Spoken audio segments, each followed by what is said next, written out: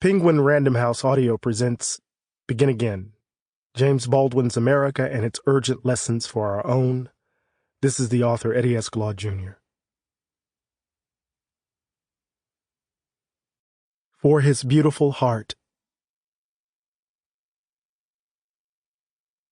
Introduction. Thinking with Jimmy. I arrived in Heidelberg, Germany on a hot Saturday morning the day after leaving Newark, New Jersey.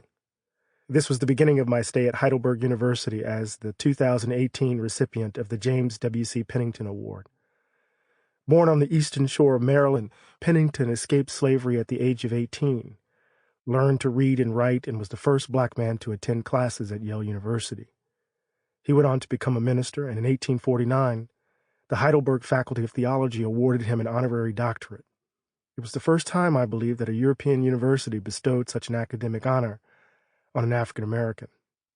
And here I was, a country boy from Moss Point, Mississippi, who wrote about religion and race in the United States, flying across the world to accept an honor named after Pennington at a university founded in 1386. I met James, an American graduate student from a small town in Michigan who was studying at Heidelberg, as I checked into my apartment, House 2, number 64. He was charged with getting me settled on my first day at the university. The elevator wasn't working, so we walked up 3 flights of stairs with 3 weeks' worth of clothes in my suitcase. The apartment was small. I opened the door and immediately found myself in a kitchenette with the bathroom and shower right next to it. The stove had 2 burners. The oven was a microwave. 5 steps in, I stood in my bedroom/living room/dining room. The bed doubled as a couch. Then I spotted my desk. Nothing else mattered after that. The apartment, with its high ceilings that kept the room from closing in on you, had a dated feel, and comfort was not its primary concern.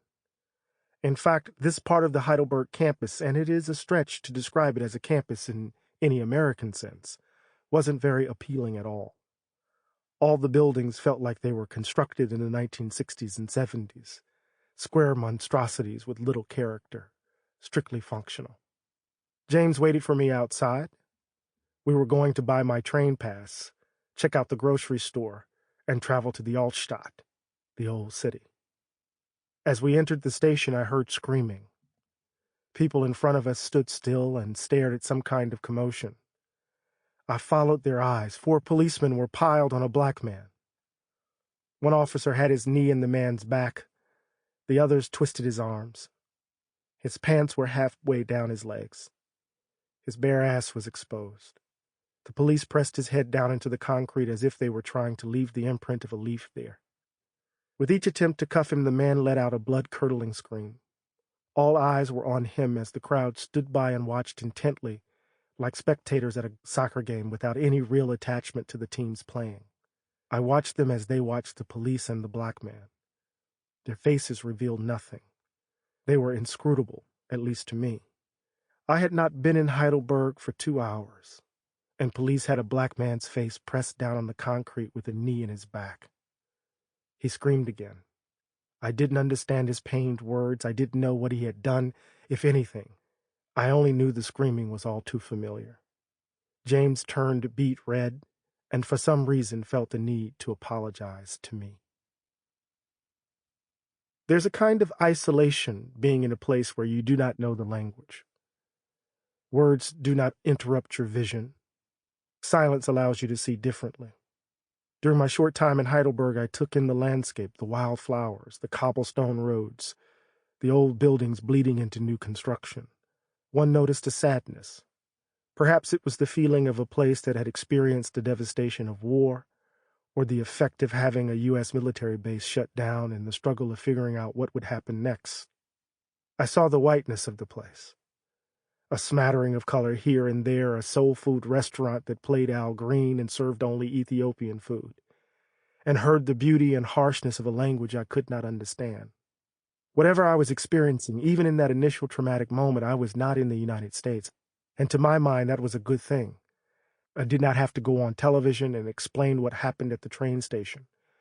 I did not have to explain it to James either. I wondered at the time if this was what James Baldwin initially felt when he lived abroad. an escape from the constant demand to deal with what was happening in the States and what was happening in him because of it. Paris became a refuge of sorts in his early days. Whatever Baldwin faced there, at least he didn't have to deal with the barrage of racist nonsense here. And in the silence that his lack of French afforded him, he could reimagine himself.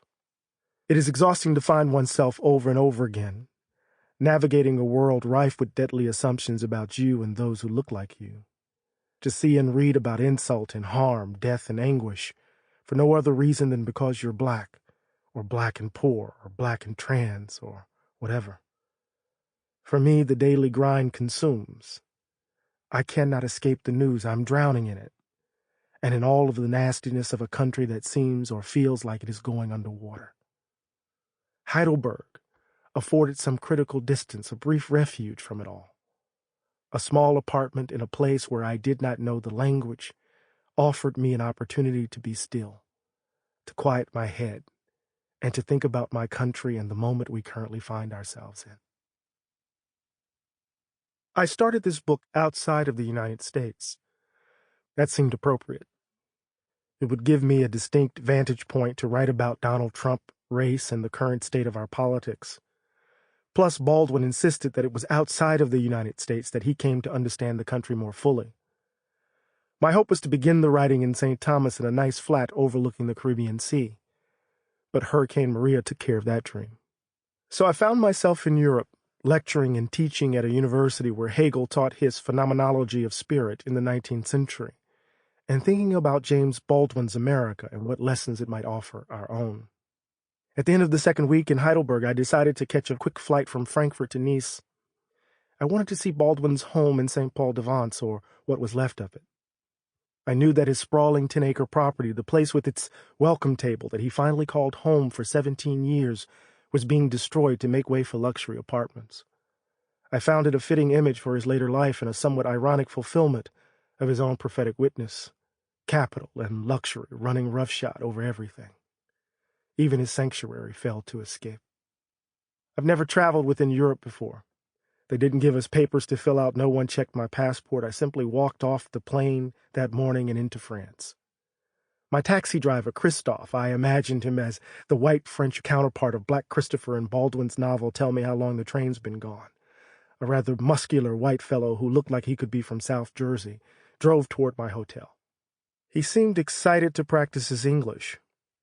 I mentioned the purpose of my visit. I'm going to St. Paul-de-Vence to see the remains of the house of a famous African-American writer. The remains. It was as if I were visiting a gravesite. Christophe interjected, No, you should visit the place immediately. Nice would be cut off from traffic later in the day, he told me. France was preparing for a national dance party that evening, and I found the idea of a national dance party odd. Plus, France's second game of the World Cup was scheduled at 4 p.m. He made an abrupt U-turn, and we headed toward Baldwin's home. When we arrived in St. Paul-de-Vence, Christophe walked with me down the Route de l'École toward Baldwin's home. I saw the tips of moving cranes. We were so close. Soon the beginnings of the new apartments came into view, concrete foundations with red wooden side rails for protection. Men were busily moving about. Below us was an absolutely stunning view of the countryside. I imagined Baldwin waking up, probably at midday, after a night of heavy drinking and intensive writing with coffee and cigarette in hand, stretching and looking out at the expanse, readying himself for another day. Sounds of an active construction site interrupted the scene, especially that damn sledgehammer. Finally, we arrived at what was left of Baldwin's house. Huge cranes lumbered, bulldozers cleared land, and a sign on the wall said it all. Les Jardins des Arts, 19 appartements, de grand luxe avec vue mer, panoramique, réservé, maintenant, Sotheby's International Realty. From outside the fence, I saw portions of the main house still standing. Christophe said, We should see if anyone's here. Maybe they will let us in. I thought that was rather brazen, but he walked up the stairs and knocked on the door. I must have looked unnerved. What do we have to lose? He asked, looking back at me with a slight smile. Two white women greeted us with decidedly British accents. They thought we were potential buyers. An African-American man dressed in a blue linen shirt and... Sample complete. Ready to continue?